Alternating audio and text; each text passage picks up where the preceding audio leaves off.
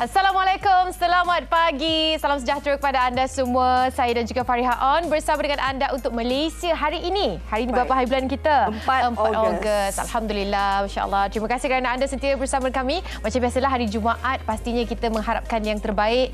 Jumaat yang barakah untuk anda semua, dan menariknya hari ini ada beberapa perkongsian pastinya. Baik, kita bawakan ini untuk anda sekali. Hari Jumaat ini kita nak bawakan ada topik-topik yang penting pastinya, terutama mereka yang baru mencari macam kita nak beli rumah pertama. Itu topik utama kita hari ini. Pastinya akan memberi gambaran jelas kepada kalian bagaimana sebenarnya tips dan juga cara-cara untuk kita dapatkan rumah pertama kita. Tapi sebab kita ketahui kan sebelum ini katanya sejak April 2023 yang lalu kan skim perumahan yang pertama tu dimasukkan. Tetapi kabarnya akan muncul pula pembiayaan 120% tu. Tapi kita tak tahu bagaimana keadaan dan status yang terbaru nanti. Dan panduan lah lebih kurang kepada anda semua yang dalam keadaan yang agak kritikal ekonomi kita, terbabit juga dengan anda punya pendapatan.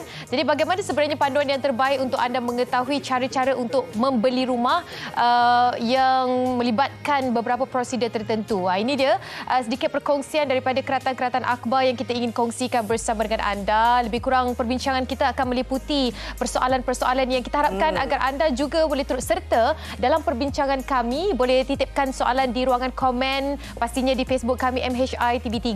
InsyaAllah kita akan raikan soalan-soalan yang berkaitan. Ini dia yang tertera, Facebook kami, Instagram kami. Boleh juga kalau anda mungkin nak kongsikan apakah proses yang terkini jika anda merupakan pembeli rumah pertama di Malaysia pada tahun 2023 ini. Dan sebentar nanti juga kita akan kongsikan bersama kalian. Kalau peminat, sebelum ni kita kata peminat kucing lah. Kali ini kita bawa arnab pula.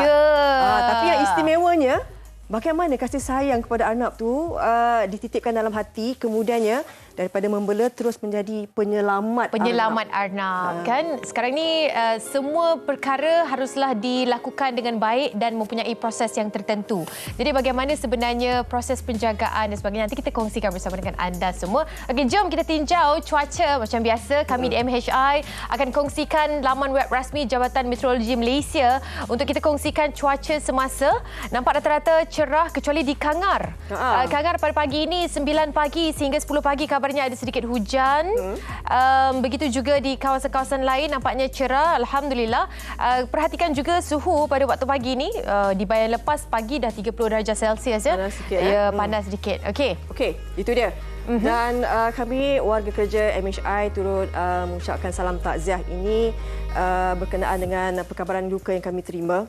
Dan juga Agong serta Raja Permaisuri zahir takziah kepada Sultan Terengganu atas kemangkatan bonda yang Tuan Agong Al-Sultan Abdullah Riayatuddin Al-Mustafa Billah Shah menzahirkan ucapan takziah kepada Sultan Terengganu Sultan Mizan Zainal Abidin dan Sultanah Terengganu Sultanah Nur Zahirah serta kerabat di Raja Terengganu atas kemangkatan yang teramat mulia Tengku Besar Terengganu Fatimah Tasharifah Nong Al-Saguf Abdillah pada hari ini. Dan almarhumah adalah bonda kepada Sultan Mizan, mangkat pada 3:17 pagi tadi di Kuala Lumpur semalam ya.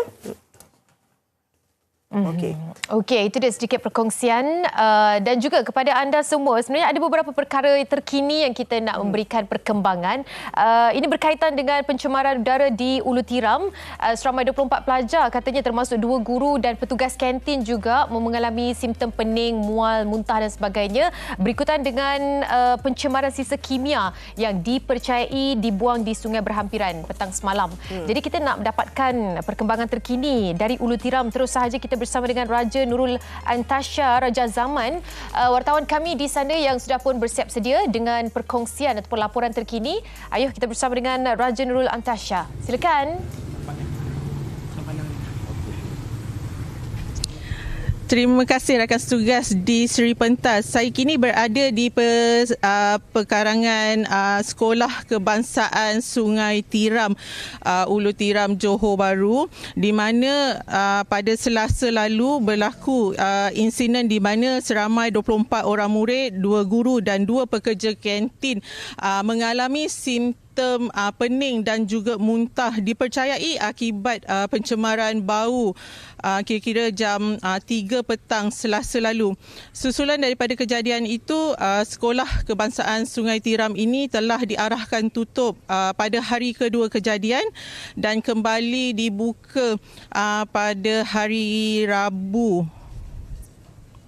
Untuk mengulas lanjut mengenai kejadian ini, bersama saya adalah Timbalan Pengarah Jabatan Bomba dan Penyelamat Negeri Johor, iaitu Penolong Pesuruhjaya Bomba Teknologis Muhammad Riza Buang. Terima kasih Tuan. Okey, sama-sama.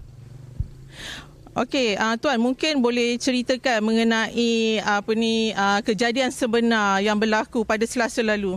Okey, pada Selasa tersebut, 1 hari bulan, di mana Balai Bomba dan Penyelamat Johor Jaya menerima panggilan pada jam lebih kurang 3 suku petang. Jadi kita dah gerakkan sebuah jentera ke lokasi, di mana seperti yang Puan maklumkan tadi, seramai 24 orang murid termasuk guru dan juga pekerja kantin mengadu pening-pening, lawyer dan sebagainya. Dan daripada 24 tu sebenarnya seorang sajalah yang dihantar ke klinik kesihatan Ulu Tiram untuk mendapatkan pemantauan, tetapi tidak ditahan di hospital lah. Okey, jadi seterusnya selepas membuat pemeriksaan di bangunan sekolah, kita memohon bantuan daripada pasukan hazmat daripada Balai Bomba dan Penyelamat Lakin. Okay, jadi kita terus buat pengesanan menggunakan gasmat meter, dan pada pengesanan yang kita buat tu kita tidak menemui apa-apa bacaan yang signifikan lah kepada kejadian. Dan seterusnya kita minta bantuan daripada Negeri Sembilan dan juga Melaka untuk membawa long range detector dan detektor yang lebih komprehensif lah untuk membuat pengesanan.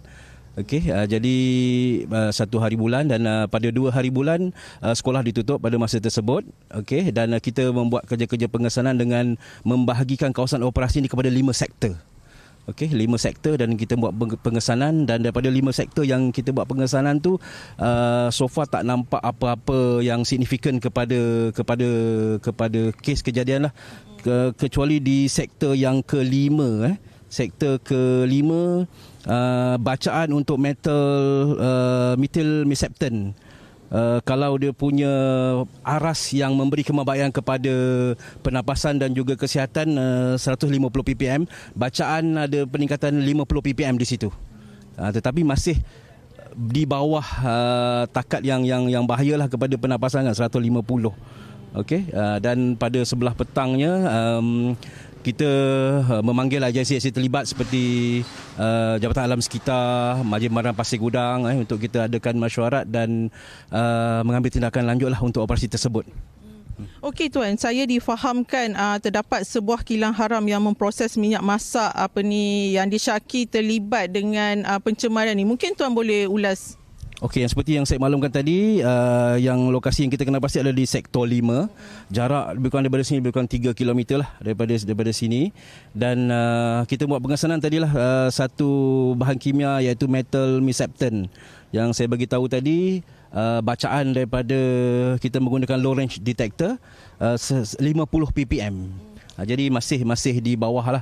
Okey, jadi kita dah ambil sampel dan kita pun telah memaklumkan kepada Jabatan Alam Sekitar dan pihak berkuasa Pasir Gudang lah, Majlis Maran Pasir Gudang untuk penguatkuasaan di kawasan tersebut. Okey Tuan, bagaimana kualiti air sungai di kawasan lokasi ini dan apa bacaan yang sebenarnya yang kita boleh dikategorikan sebagai pencemaran? Okey, jadi untuk peranan bomba adalah laporan yang kita terima pencemaran bau. Jadi sebenarnya kita cuba mengesan apa-apa bacaan gas-gas ataupun bahan-bahan kimia yang berbahaya lah di kawasan ini.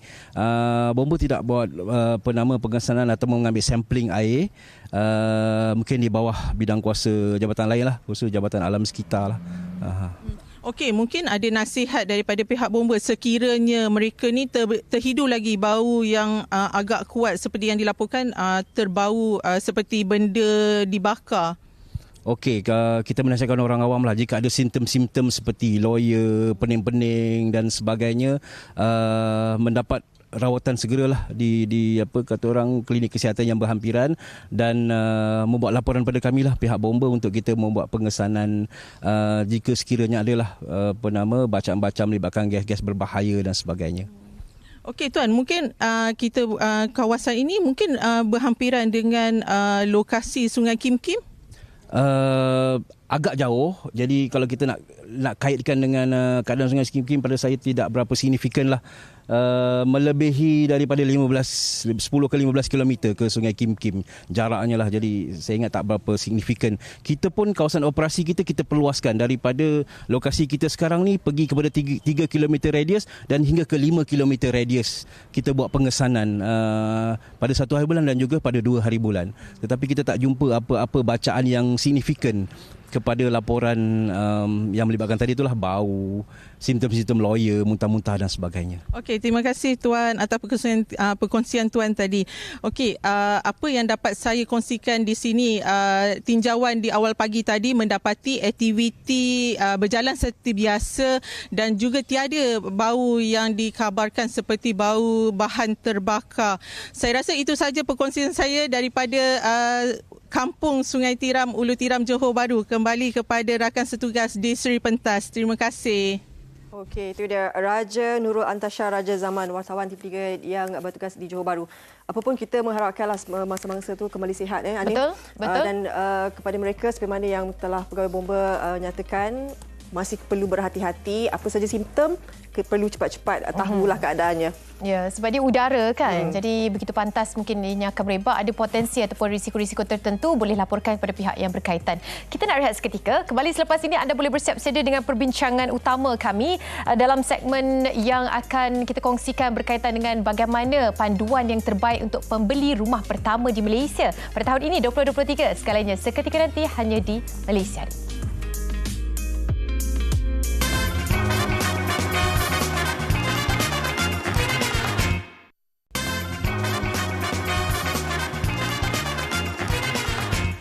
Baik, kembali semua dalam Malaysia hari ini. Sebelum cakap pasal rumah, kita cakap pasal hero dulu. Ini berkenaan dengan Hero Arnab. Jadi, kita bawakan di studio kita bersama dengan pejuang, pencinta haiwan ataupun beliaulah sebenarnya yang menyelamatkan Arnab yang dibuang di jalanan. Bayangkan, Arnab pun ada orang buang. Betul.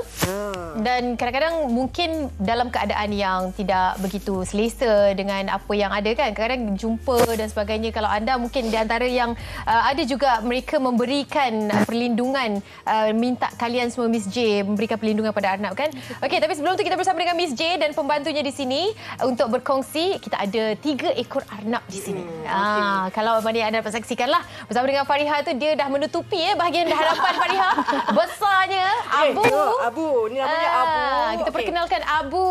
Mungkin boleh bagi tahu kami, kongsikan kepada kami sebenarnya. Okey, ini baka apa yang besar sangat ni, ya Allah. Dia Abu ni baka Flemish Giant, di antara baka terbesar di dunia. So, tapi Abu ni dia consider beranak dekat Malaysia lah. So dia punya saiz tak sebesar macam kalau yang dekat overseas lah. Kalau dekat overseas paling besar? Paling dalam 7 ke 8 kg pun ada. Besar. Abu baru dalam 4 kg lah. 4 ke 5 kg. 4 kg tapi dah besar macam ni. Sebab selalunya kita tengok Arnab yang bersaiz biasa kan. Jadi betul. Bila kita tengok baka giant ni, dia sedikit berbeza. Dia adakah sama usianya dengan di sebelah yang comel ni? Yang sebelah tu baru dalam 7 bulan. Okey, Abu? Abu dalam 2 tahun. Kalau macam Arnab, dia usia dia macam mana nak kira? Berapa usia yang akan dikatakan dah dewasa? 6 bulan ke atas, consider dia sudah dewasa, and then 6 bulan ke atas tu dia dah boleh start mating. So rabbit ni boleh lahir every 28 days, dia boleh get pregnant and then dia boleh breed. Okey, kita nak cerita tentang perlindungan lah kan terlebih dahulu yang diberikan kepada Arnab ini. Bagaimana dengan proses yang perlu dilalui? Macam contohnya kalau ada rescue yang dilakukan terhadap Arnab, contohnya yang ada di center Miss J sendiri. Cik nak kongsikan bersama dengan kami? Macam mana? Okey, let's say first time kalau kita dapat rabbit yang kita rescue, yang perlukan perlindungan, kita akan bawa masuk dalam kedai, pastikan diorang sihat dari segi health condition, dia punya fur, dia punya skin semua. Kalau dia tak sihat, kita akan bawa pergi jumpa doktor dulu, and then dia punya doktor pun small animal doctor special. Dia bukan semua vet yang boleh merawat. So kita ada list tertentu, list vet yang tertentu sahaja. Apa antara contoh list vet yang tertentu yang dimaksudkan hanya boleh merawat Arnab? That means they are specialised in rabbit. Doktor tu dia tahu sebab rabbit ni sangat fragile. So kalau you delay dalam dia punya treatment tu, dia risiko dia makin bertambah. Sebab dia ni dia jenis yang tak tunjukkan dia punya sakit. Sampai yang you nampak tu dah 80-90% tu dia memang sudah sakit sangat. Dangerous lah, itu bahaya kan, risiko untuk dia. Abu ni spesies yang terbesar di dunia. Yang dua beradik ni, the sisters, dia are Netherland dwarf. Dia consider spesies yang kecil. Paling kecil? Yes, kecil. Tapi ni pun nampak macam saja lah tidaklah kan? kecil macam ni kan. Okey. Tapi dia consider kecil lah. Dia paling kecil. Maknanya kalau 7-8 bulan Arnab yang lain, sepatutnya saiz lagi besar daripada dia. Dia depending on the breed of the rabbit. Dia ada yang jenis yang medium, dia jenis yang paling kecil, dia paling besar, ada lagi yang telinga jatuh. So dia depending on the breed and their bone structure. Okey. Kita tahu juga bagaimana sebenarnya, sebab kita difahamkan Miss J dengan rakan-rakan ni melakukan satu misi. Hero Arnab. Misi menyelamatkan arnab-arnab yang terbuang. Ya. Biasanya kita mula-mula sebelum saya start buat misi menyelamat ni, dulu saya pernah jual. First time masa kita start JJ Pet Station ni, kita memang jual. Lepas tu, selepas kita jual, kita tengok cara penjagaan diorang tu tak berapa the way they take care tu tak berapa bagus. So kita tukarlah daripada jual kita kepada rescue dan memberi perlindungan. Itu yang terbaik kan, sebab ini kita cerita tentang kasih sayang kan kepada arnab tu sendiri. Adakah mereka ini Arnab dan the sisters, Abu dan the sisters ni diberi perlindungan juga, diselamatkan juga? Ya, diorang dibelikan perlindungan. That means memang owner dia beli, lepas tu diorang beli untuk just untuk anak-anak sometime, and then by the time nak take care tu diorang tak ada masa. And then cara penjagaan diorang pun, rabbit ni dependent. Kalau kucing tu senang sikit lah, independent. Kucing jadi memang bergantung kepada tuannya kan. Betul. So sampai diorang tak ada masa, then diorang pun terbiar macam tu. So kita ambil, kita buat all the treatment, kita akan mandulkan diorang, lepas tu kita bagi adoption. Okey, adoption tu macam mana? Macam mana kalau misalnya ramai yang menonton hari ini kata, macam mana nak adopt arnab di bawah Miss J ni? Okey, macam mana kita bagi adoption? Kita ada certain criteria. So first kita ada adoption charges $250, which is cover for their spaying fee. Kita akan mandulkan, kita akan pastikan diorang sihat, health check up semua kita siapkan. And then kita akan interview orang yang nak adopt tu. Kan itu adalah cara yang saya rasa pecinta arnab sendiri mungkin perlu bertanya beberapa soalan lah, interview kepada mereka yang akan adopt arnab itu untuk memastikan sama ada mereka layak lah kan. Betul. Supaya tidak lagi berlaku perkara-perkara yang mungkin terabai dan sebagainya kan. Okey, Fariha nak pegang Abu ke? Abu telah menunjukkan di belakangnya kepada kamera. Okey. Abu, jangan membontot Abu ya. Awas ya Abu. Okey. Saya nak tanya satu perkara, soalan ni. Kadang-kadang anak-anak kita pun akan tanya kita ni. Okey. Betul ke arnab ni memang suka makan carrot, makan ni lobak merah? Itu peliknya. Hari ni kita bagi dried apple. Apple kering ni Rabbit punya diet ni, the main diet rumput. Dia ada grass dia yang diimport masuk ke Malaysia daripada US dengan dia punya pellet.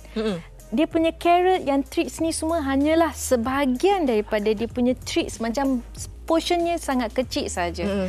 So carrot tu terlalu banyak gula, so it's not suitable for them to take as a main diet. Jadi tu mitos lah.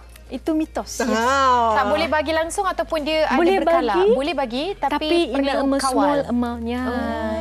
Kita ni duk bagi carrot kan? Sebab kita telah di brainwash. Daripada kecil kita dididik arnab ni semua makan carrot. Nak angkat?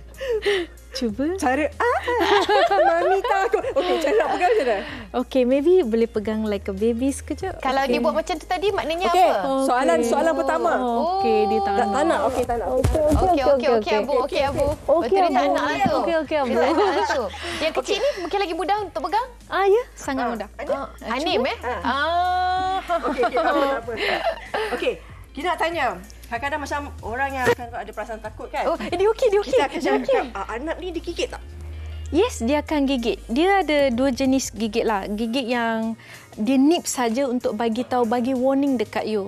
Macam kalau you lambat sikit nak bersihkan tempat dia ataupun lambat sikit nak bagi tips kan, dia akan bagilah cepatlah. Cepatlah, penat dah tunggu ni. Lepas tu kalau you angkat lama-lama macam ni, lepas tu dia rasa macam rimas, dia struggle, you tak perasan, dia gigit you sikit. Okey, macam mana kita nak tahu dia overstaff ke ataupun dia ada menunjukkan karakter-karakter yang dia tidak selesa selepas makan dan sebagainya? Dia ada perbezaan ke dengan cara tangan dia, kaki dia ke, ataupun macam mana untuk melihat kepada ketidakselesaan rabbit? Dari segi maybe dia orang struggle ataupun dia orang tak bagi you pegang.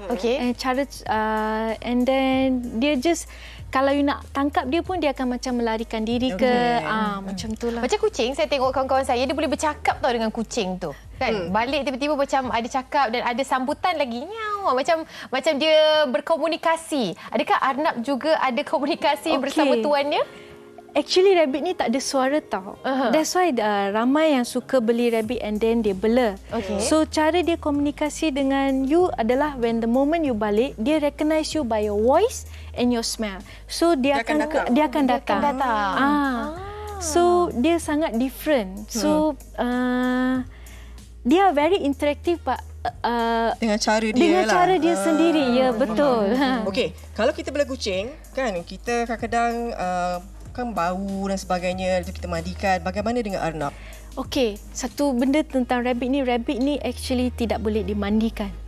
Sebab kalau you mandikan dia akan jadi stress, and then there is a chances for them to just tak makan and everything just passed away. So rabbit ni adalah haiwan yang sangat pembersih. Kalau you jaga kawasan dia punya tempat tu bersih, dia very clean. They can be toilet trained also. Dia ada, you boleh sediakan satu toilet untuk dia, dia akan pergi dekat toilet tu, dia akan buang air besar semua. So actually very clean animal. Jangan kalau beli Arnab tiba-tiba kata, jom kita beli shampoo, kita shampoo-kan dia, jangan buat bagi mandi. Okey, kalau misalnya tadi kita nak adopt, boleh contact Miss J. Yes, contact grooming. Grooming dengan adoption boleh contact kita dekat JJ Pet Station, Instagram, Facebook, TikTok. Kita ada dekat semua tempat, even Google. So just search JJ Pet Station. So semua information ada dekat sana. Then our team will help you to guide you. Kalau ada masalah dengan rabbit pun boleh call kita orang. Dia punya ejaan dia huruf J dan juga JAY, betul? Ya, betul. JJ. Takut anda cari JJ tak jumpa kan? Takut alfabet saja. Okey, terima kasih banyak-banyak Miss J. Miss J, Abu, thank you so much Abu. Terima kasih kerana bersama dengan kami. Di atas perkongsian maklumat ni, pastinya nanti mana tahu ramai nak join Miss J untuk misi menyelamatkan Arnab yang terbuang pun boleh juga kan menjadi ahli grup. Bulunya bertebal sebab apa? Okey, rabbit ni dia change fur 3 to 4 time a year. Okey, ini masa dia tempoh dia lah ni. Ni tempoh dia tengah tukar bulu, so dia tengah memang. So one of the reason orang tak boleh nak bela rabbit sangat sebab dia punya fur. Betul kan? Alright. Terima kasih banyak-banyak. Anam, selepas ni kita nak bersama dengan selepas ni baru kita nak cerita pasal rumah. Dah habis kita cerita pasal Arnab. Jangan ke mana-mana, teruskan bersama dengan kami hanya di MHI. Thank you. Bye the sisters. Bye-bye.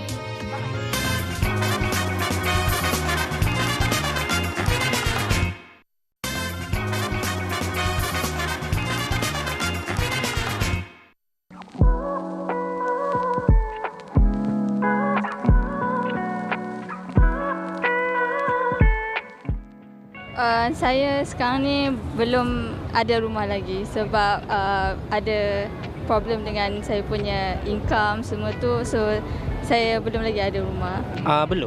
Belum lagi. Ada. Saya dapat pada umur saya 27. Saya rasa saya akan more pilih rumah more tu macam apartment ke kondo ke macam tu. Masa akan datang saya lebih prefer landed lah. Sebab dia lebih selesa, memudahkan. So kalau yang tinggi-tinggi macam apartmen kondo ni, dia agak menyusahkan lah pergerakan. Kalau macam sebelum 30, saya rasa saya tak mampu nak beli rumah landed. Tapi kalau macam kalau rasa sebelum 30 tu mampu, it's a good thing lah. Tapi kalau macam saya rasa kalau kat KL lah, so better cari rumah yang macam flat pun okey dah rasanya. Sebab untuk orang zaman sekarang, especially generasi Y lah, Z dengan Y ni, dia lebih kepada dia orang nak lebih kepada privacy. Jadi saya rasa flat tu one of them okey lah. Yang saya rasa semua orang pun dia akan pilih yang sama lah kriteria ni, iaitu untuk landed lah. Sebabnya landed ni dia ada macam dia ada servis-servis dia lain. Maksudnya ni landed ni dia ada tempat parking sendiri. Lepas tu dalam masa yang sama dalam satu taman tu dia ada tempat rekreasi, kawasan hijau apa semua itu.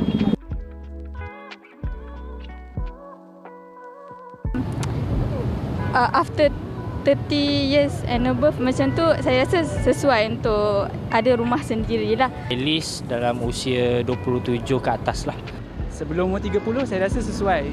Tapi make sure kewangan tu kena kukuh dululah. Okey, kalau after 30 tu, sebab this is based on saya punya saudara mara lah, disuggestkan better jangan lebih pada 30. Sebab bila ada lebih pada 30, kita kena cover another insurance. So kalau boleh cuba dapatkan rumah sebelum umur 30 lah. Mungkinlah sebab ada problem untuk dapatkan loan ke, ataupun rumah pun terlalu mahal, and then dia macam kena ada komitmen. So kadang-kadang life akan jadi macam tak tentu arah kan. Kebanyakan diorang faktor ekonomi lah. Manakan kita sekarang di era-era kemelesetan ekonomi, jadi kos hari hidup pun tinggi. Perbelanjaan tu lebih kepada untuk diri sendiri dibanding pada komitmen yang lain. Saya rasa mungkin sebab kos hari hidup yang pertama, yang kedua mungkin sebabkan oleh pengaruh. Sebab diorang rasa macam kalau diorang beli rumah sekarang, diorang akan dibebankan oleh kewangan tu lah. So diorang tak nak macam dibebankan, so diorang rasa lebih baik dia menyewa. Saya rasa kos hidup kita lah tak sama. Sekarang ni pun dengan keadaan harga barang, harga makanan pun dah naik agak, bukan naik sikit, naik banyak. Antara respon apabila kita bertanya tentang pembelian rumah pertama dalam kalangan pelbagai umur dan jantina. Jadi kalau kita katakan fokus tentang background ataupun latar belakang mereka, pastinya ia datang daripada pelbagai sektor dan tingkat pendapatan.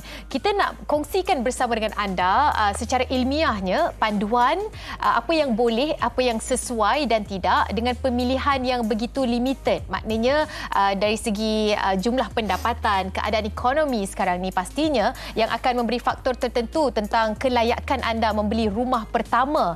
Jadi yang lebih layak untuk berkongsi pastinya pengasas komuniti Pejuang Hartanah bersama dengan Encik Ahyat Ishak. Assalamualaikum. Waalaikumsalam. Terima kasih banyak-banyak bersama dengan kami hari ini. Banyak sebenarnya soalan. Lagi-lagi saya pun sedang berada dalam proses tertentu walaupun dah lepas 30 lah. Okey, alhamdulillah. Ada di antara rakan kita yang memberikan respon. Responden tadi berkata mungkin kurang daripada umur 30 adalah umur yang sesuai untuk mempunyai rumah pertama. Tetapi berbalik kepada pendapatan anda. Jadi pandangan daripada Encik Ahyat sendiri melihat pada statement sebegitu. Ramai yang kata kan, kurang daripada 30, sebelum umur 30 ni matlamat kita adalah ada satu rumah pertama. Betul. Jadi macam mana? Sebenarnya kan Anim kan, jangan pernah rasa terdesak nak mesti beli hartanah pada umur sekian-sekian.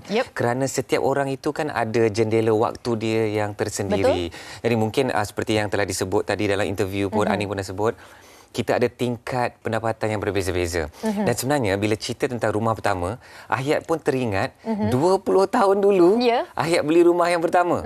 So tahun 2003. So tahun ni dah genap 20 tahun.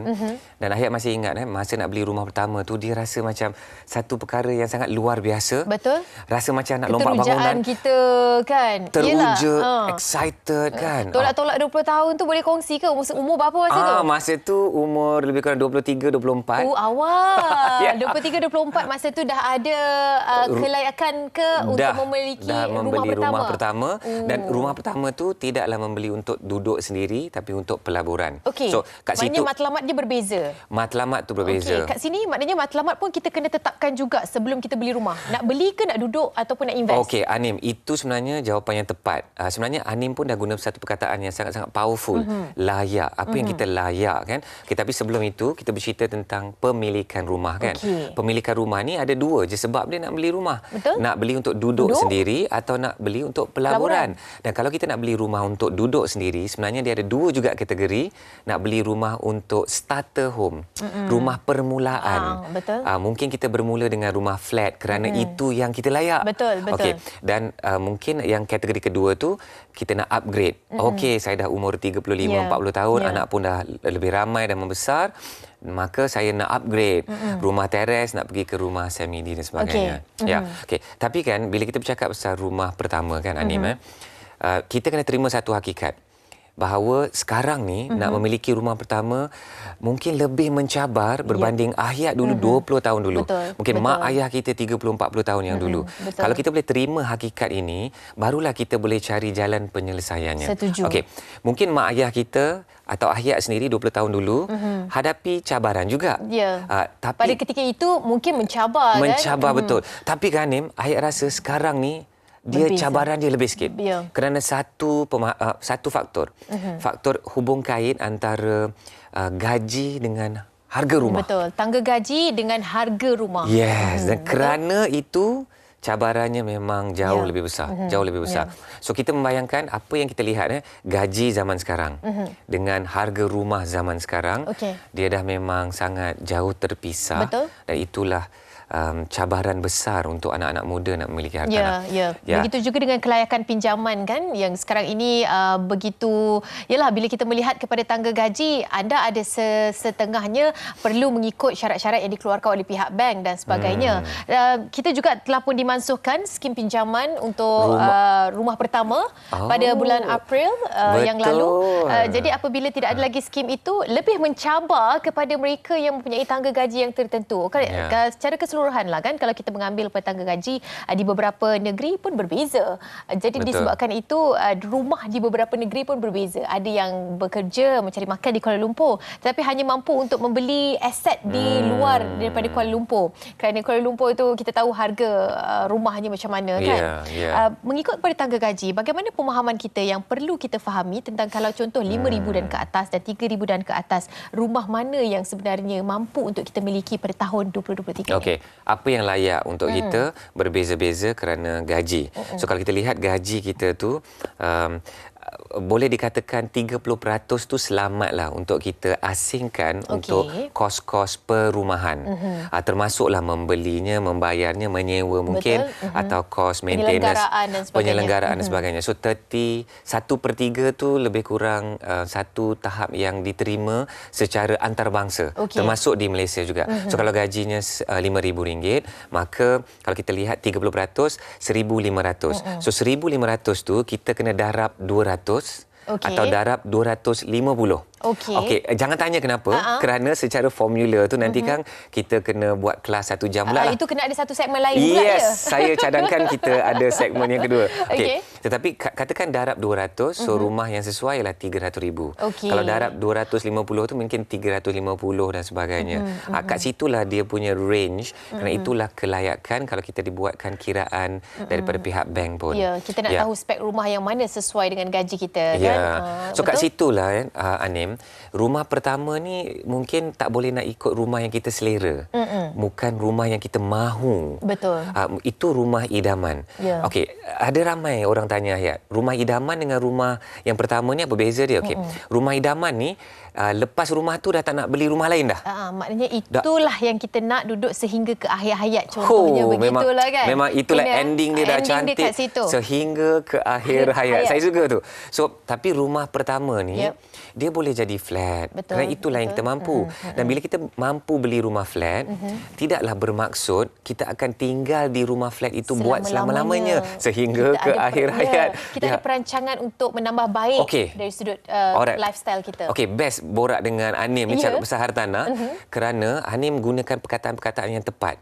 Okay, bagi Hayat, orang muda kalau dia nak membeli hartanah, dia mesti bermula dengan mindset dan guna perkataan-perkataan yang betul. Because bila dia dah mula perkataan yang betul, tindakan dia akan betul. So contohnya perancangan tadi kan Anim sebut. Kenapa saya suka orang muda suka hartanah? Kenapa saya suka orang muda suka hartanah? Kerana dia akan paksa orang muda merancang. Dan bukan sangat merancang kewangan, tapi nak kena merancang hidup. Okey, aku kena fikir macam mana nak face seterusnya kan, fasa-fasa kita. Anim macam dah biasa pergi kelas lah. Okey. Encik Ayat, kita juga di sini ada beberapa kategori pekerjaan dan latar belakang. Ada juga di antara kita yang mempunyai gaji tetap. Tak lupa juga mereka yang mempunyai gaji, maknanya berdasarkan bisnes persendirian kan. Ada yang berniaga online, gajinya mengikut sales. Ada juga yang macam kami yang masuk di TV, gajinya mengikut appearance ataupun penampilan kami. Jadi begitu juga dengan kelayakan, adakah ianya terganggu dan memberi faktor kepada kelayakan kita? Betul. Mereka yang ada gaji tetap mungkin lebih layak memiliki rumah sendiri ataupun rumah pertama. Mereka yang gaji yang tidak tetap ni 2-3 bulan baru dapat selepuk payment contohnya kan. Bagaimana pendapat Cik Ayat sendiri? Sebenarnya orang yang makan gaji secara teknikal lebih mudah nak dapatkan pembiayaan nak beli rumah. Ini realiti yang kita kena terima. Dan orang yang berniaga atau yang dapat macam payment ikut appearance dan sebagainya, yang tidak ada gaji tetap dan tidak ada pay slip, sebenarnya lebih mencabar untuk dapatkan pembiayaan. Tetapi sekarang ni berita yang terbaik ni, kerajaan dah umumkan SJKP khas untuk orang-orang yang tak ada gaji tetap dan tak ada pendapatan, tidak ada pay slip. Dan dana tahun lepas 2 bilion, sekarang ni ditambah jadi 5 bilion pada tahun ini. Dan in fact yang baru-baru ni diumumkan oleh PMX, pembiayaan boleh sehingga 120% untuk cover kos-kos, contoh of course kos down payment, kos valuation, kos guaman, thank you. Kos guaman. Baru lepas buat jadi diingat lagi. Itulah sebenarnya seronok bila bercakap hartanah dengan orang yang sedang lalui dan dia lebih relevan. Itu sebabnya topik ni bagi sahabat-sahabat yang sedang menonton hari ini, kita nak dia bayangkan dia nak membeli hartanah. So kalau tak ada gaji tetap, tak ada payslip, ada je peluang, tetapi kita nak kena buktikan kepada pihak bank. Okey, cakap pasal pihak bank kan. Okey, kita nak beli rumah. Sepatutnya nak beli cash. Itu yang terbaik kan, tak ada nak hutang siapa-siapa. Betul sebenarnya. Tapi tak ada cash sebanyak itu. Tak mampu dengan jumlahnya kan. 300,000, 500,000 tak ada duit sebanyak itu. Maka kita kena pergi kepada orang yang ada duit, kepada institusi kewangan seperti bank. Okey. Now bayangkan Anim kalau tiba-tiba Ayat jumpa Anim kan, lepas program ni tiba-tiba Ayat bisik, "Anim, nak pinjam 300,000 lah." Kan. Kita tengok. Tapi kalaulah Anim ada ke tak ada ke, tapi apa yang Anim akan terlintas di fikiran? Maknanya mungkin memberikan pinjaman lah kepada Ayat kan? Nak bagi pinjaman kan. So apa soalan yang Anim terlintas? Nak buat apa? Okey, Anim saya nak beli rumah. Ni bayangkan kita dengan bank. Okey. So lepas tu Anim ada tak terlintas nak tanya apa-apa lagi? Apa jaminan yang boleh diberikan? Macam mana Ayat nak bayar balik? Macam mana Ayat nak bayar balik dekat Anim 300,000 ni? 300,000 tu dan sekarang ni boleh jamin ke? Nanti 5 tahun, 10 tahun lagi akan boleh jamin ke? Ya, betul. So sama juga dengan pihak bank. So kita pergi ke pihak bank dan kita nak minta pinjaman atau pembiayaan 300,000, 500,000, 1 juta. Bank pun akan tanya soalan yang sama. Tak kira lah kat Instagram kita ada 1 juta follower pun. Macam bank akan cakap siapa kau. Dan siapa kau tu dia akan melihat 2 perkara. Satu ialah bukti, thank you, bukti pendapatan dan dia nak tengok perbelanjaan kita. Ya, betul. So sebenarnya sangat-sangat mudah. Pihak bank just nak melihat duit masuk, duit keluar. So kita sebagai pembeli rumah pertama, kalaulah boleh kita jaga 2 perkara ni. Duit masuk, duit keluar. Kita jaga ada bukti dan diurus dengan kemas. InsyaAllah pembiayaan boleh dapat dengan mudah. Okey, itu cerita tentang pembiayaan bank. Bagus di sini sebab apa? At least kita tahu bagaimana adakah kita ni layak ke tidak untuk mendapat pinjaman. Selain daripada itu, ada juga mereka yang mempunyai sejarah sebagai guarantor. Ada juga mereka mempunyai sejarah pembayaran loan-loan yang lama, mungkin tidak cantik dekat situ dan sebagainya. Bagaimana kategori-kategori ini yang masih lagi untuk memiliki rumah pertama? Mungkin saya mewakilkan anda yang mempunyai sedikit kegusaran kan? Sebab kita tak tahu kadang anak muda baru-baru ini juga keluarkan kenyataan anak muda pun ada yang dah muflis. Anak muda yang baru nak bermula dengan selepas fasa muflis dan sebagainya. Jadi mungkin nama mereka blacklist, menjadi guarantor dan sebagainya.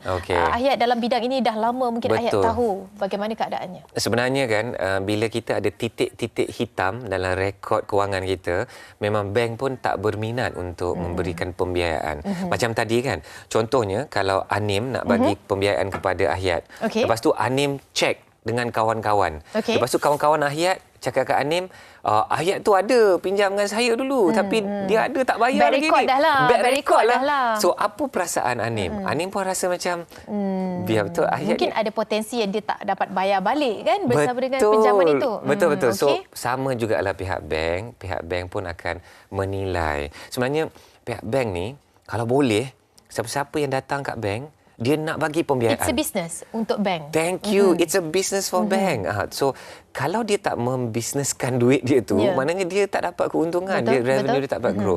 So nasihat Ahyat kepada orang-orang yang ada titik-titik hitam ni sebenarnya kan, kita kena selesaikan dahulu. Mungkin itu adalah tanda bahawa kita tak boleh nak membeli rumah dahulu dan kita ni Ahyat ada satu strategi. Ambil satu langkah ke belakang. Kita kumpulkan kekuatan kewangan semula, bersihkan apa yang perlu dibersihkan dan kita bila dah ada kekuatan, kita boleh ambil 2 langkah ke depan menyerang dan merebut peluang-peluang yang ada. So kadang-kadang nak ambil satu langkah ke belakang tu mungkin ambil 1 tahun. Mungkin kalau paling lama 3 tahun. Untuk kita bahagia 30 tahun. So itu nasihat Ahyat lah. Memang bank akan berkira tentang rekod-rekod kewangan ini dan itu sebabnya kita sebagai pembeli rumah pertama ni kita kena jaga. Kena jaga kesucian kewangan itu perlu dijaga. Betul. Itu dia sedikit bukan sahaja ni kata-kata manis daripada selaku pengasas komuniti pejuang hartanah. Encik Ahyat, saya seronok berkongsi pada hari ini tapi ini sahaja masa yang kita ada. Itulah minta maaf banyak-banyak. Sebenarnya kalau bercakap dengan orang hartanah ni memang perlukan masa yang agak panjang banyak idea dia sebenarnya. Terima kasih banyak-banyak Encik Ahyat Ishak bersama dengan kami berkongsi bagaimana panduan yang terbaik secara ringkasnya keseluruhan untuk anda. Jom sama-sama kita saksikan kadar pertukaran wang asing setakat 4 Ogos 2023 untuk 100 Japanese Yen JPY RM3.19 untuk $1 Singapura SGD RM3.39 untuk 100 rupiah Indonesia 0.03 sen 100 baht Thai 13.16 sen dan $1 Amerika Syarikat RM4.55. Teruskan sahaja dengan perkongsian harga emas semasa setakat 4 Ogos 2023. Ini dia emas per gram. Jom sama-sama kita saksikan untuk 916 22 karat RM296.16 untuk emas per gram 999 24 karat RM323. Okey, ini bagi mereka yang melabur di emas dan sebagainya. Anda perlu tahu, kita kongsikan bersama dengan anda untuk segmen pada kali ini.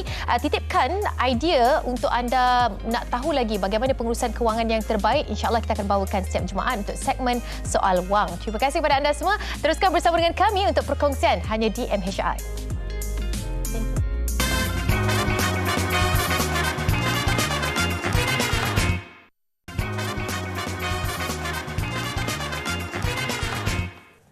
Baik, kembali semula dalam Malaysia hari ini. Terima kasih kerana masih setia bersama dengan kami.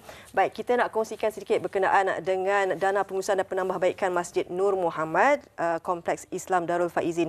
Kita nak terus bersama dengan Ustaz Jafri Abu Bakar Mahmudi, pengasas Kompleks Islam Darul Faizin KIDAF. Assalamualaikum Ustaz.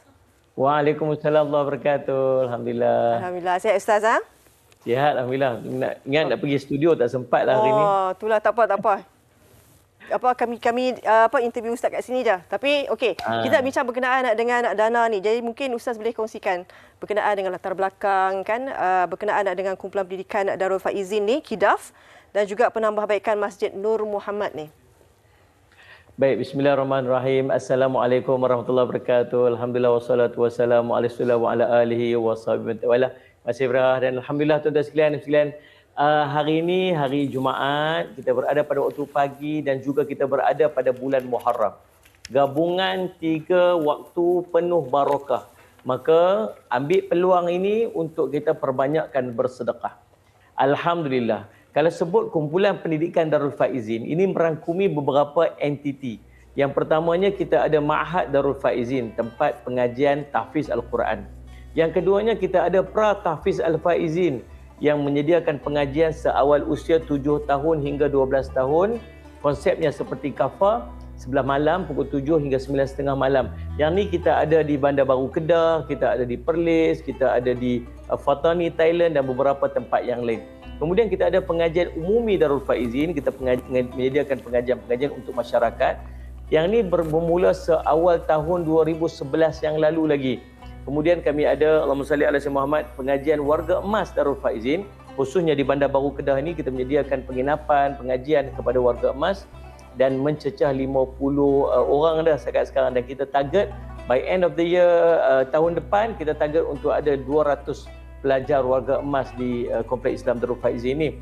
Dan seiring dengan perkembangan semasa, semenjak daripada tahun 2011 lagi kita bangunkan kumpulan pendidikan Darul Faizin ini, masjid kita ini telah terbina semenjak 2015. Dan setelah Allahumma salli 7-8 tahun kita beroperasi, demand permintaan untuk masuk sebagai pelajar tahfiz, masuk sebagai pelajar warga emas makin bertambah daripada masa ke semasa. Maka kita perlukan kepada expansion, kita perlukan kepada penambahbaikan untuk menampung jumlah pelajar yang makin bertambah daripada masa ke semasa. Alhamdulillah, seperti yang tuan-tuan saksikan, kita sekarang sedang membangunkan beberapa projek. Antaranya ialah penambahbaikan masjid kita tu. Sebab dah lama dah ada kebocoran, dah ada cat yang perlu diganti semula, sebagainya, Ustaz Muhammad, penyediaan kelas-kelas. Dan masjid kita ni tuan-tuan, dia bukan hanya beroperasi sebagai masjid untuk solat fardu semata, bahkan masjid kita ini beroperasi sebagai kelas-kelas pengajian. Di sinilah kelas tahfiz, di sinilah kelas umumi, di sinilah zikir-zikir dijalankan, di sinilah pejabat, di sinilah bilik mesyuarat, di sinilah library, semuanya duduk dalam bangunan Masjid Nur Muhammad kita ini. Maka penambahbaikan Salih Muhammad dan penambahan kepada fasiliti perlu kita lakukan untuk menampung penambahan pelajar dan penambahan Salih Muhammad warga emas yang makin bertambah daripada masa ke semasa. Selain daripada itu, Salih Muhammad tuan-tuan, maka itulah sedikit mukadimah daripada apa yang sedang kita lakukan dan apa yang sedang berlaku di Kompleks Islam Darul Faizin, khususnya di Masjid Nur Muhammad ini, Ria. Okey, kita faham bahawa dana ini bukan saja untuk penambahbaikan tetapi secara menyeluruh Ustaz, untuk pembangunan, pengurusan pembiayaan pelajar, untuk penambahbaikan masjid. Jadi setakat ini bagaimana kerja-kerja yang dijalankan dan juga kos sebenarnya, kos yang masih diperlukan?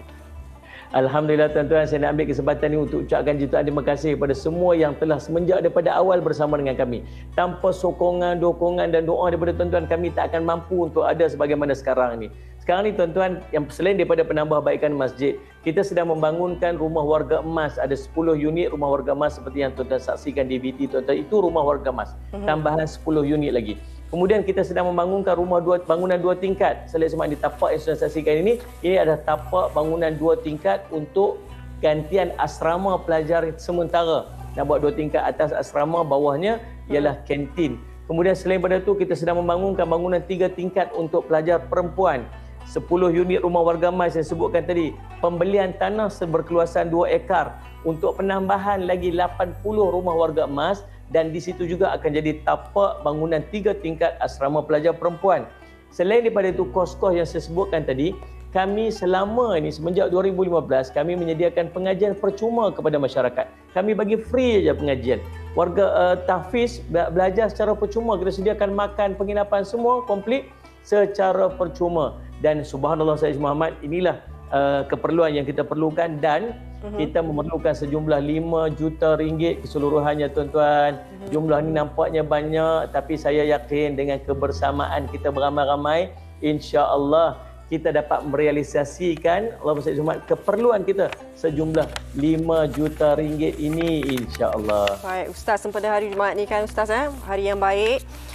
Mungkin Ustaz boleh beritahulah bagaimana sebenarnya cara untuk menyumbang dan juga kebaikan berinfak menderma ni kepada KIDAF. Subhanallah tuan-tuan, hari ini hari Jumaat saya sebut tadi ni, hari yang tuan-tuan disunatkan untuk perbanyakkan ibadat, hari penuh barakah. Kita berada pada waktu pagi lagi. Pagi ini Nabi SAW doakan keberkatan pada waktu pagi.